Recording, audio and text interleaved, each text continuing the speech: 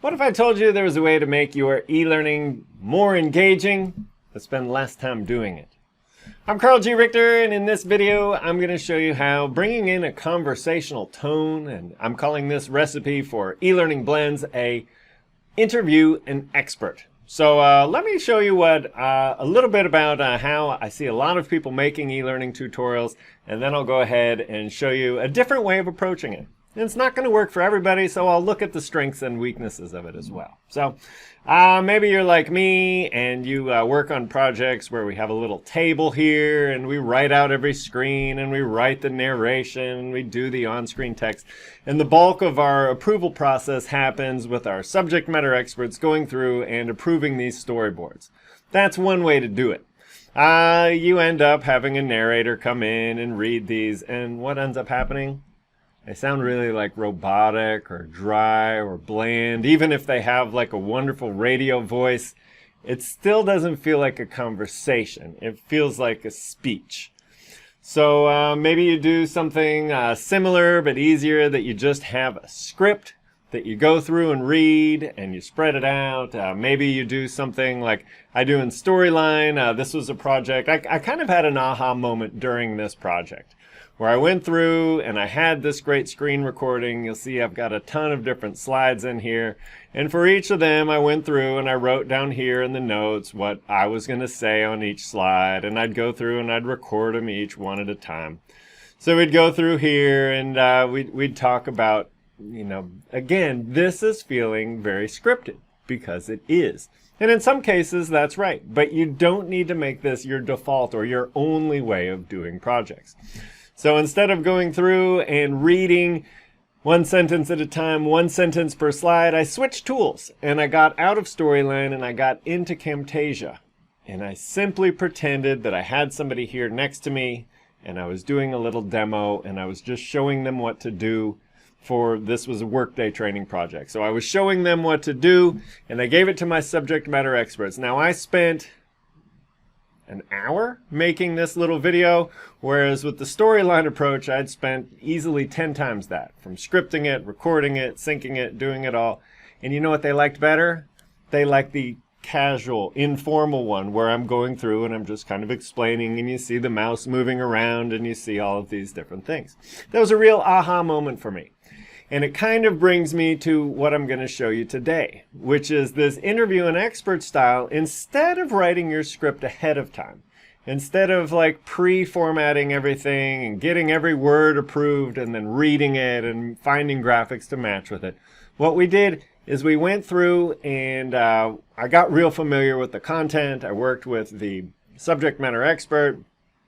We had been doing presentations, like here's an hour-long webinar. Here's our slides. We're going to go through them. We had little exercises throughout.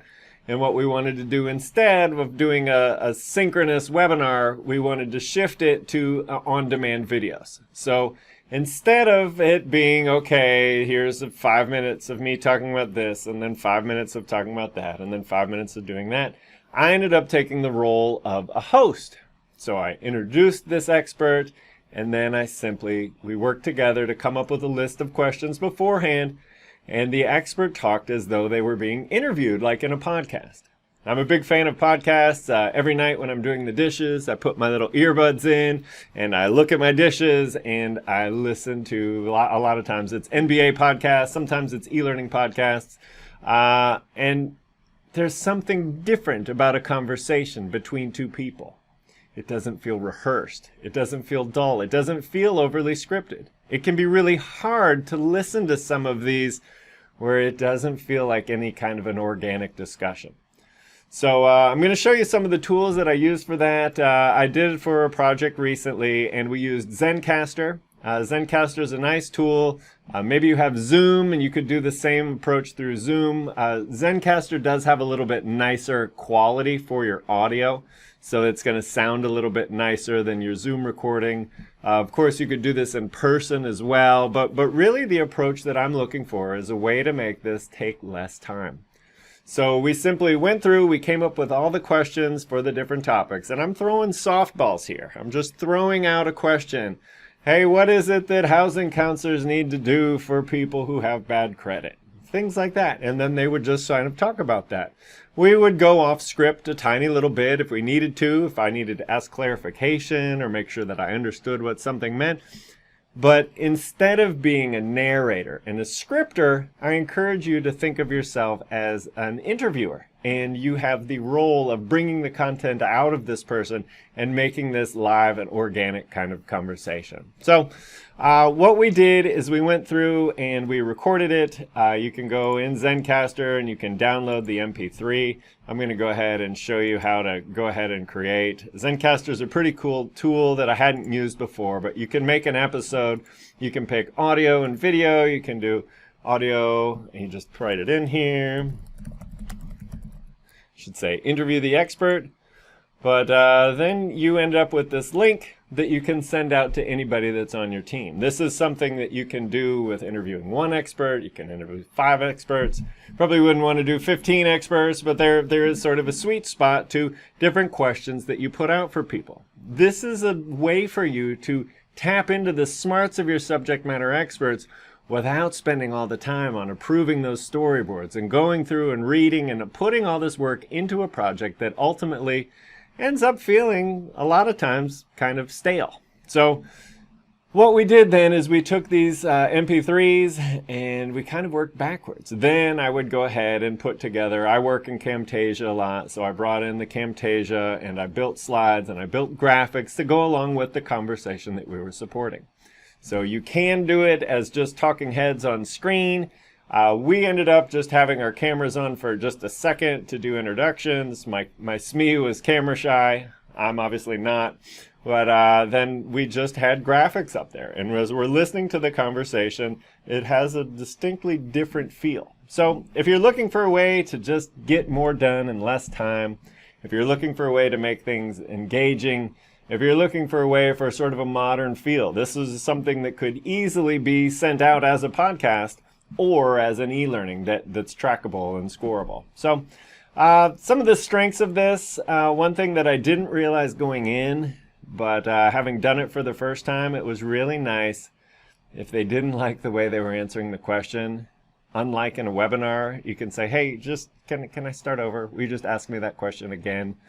And then we could do it that way. I also realized that as I was editing, I could go in and I could sort of change my question, or I can put in post-production, I can go in and I can kind of tweak the audio that I'm saying as a presenter.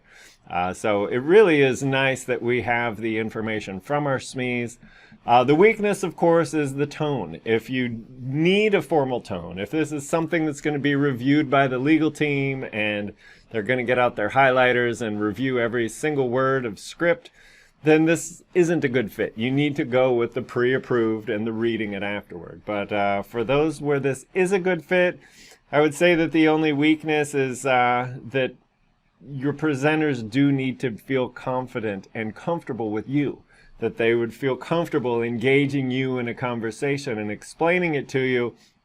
And if they're not comfortable, if they're searching for the words, you can do edits and improvements on it after the fact, but it does get to be dependent on your subject matter experts feeling comfortable. So maybe having it in a group of people, having different questions assigned ahead of time, make sure that they get a chance to think it through. But in general, you're working with smart people who know the subject well. That's why they're the subject matter experts. So for the interview of this expert, I recommend you try it. And if you let me know what happens in the comments below, I would love to hear all about it. So today is another great day, and try the interview with an expert recipe, and let me know what you think.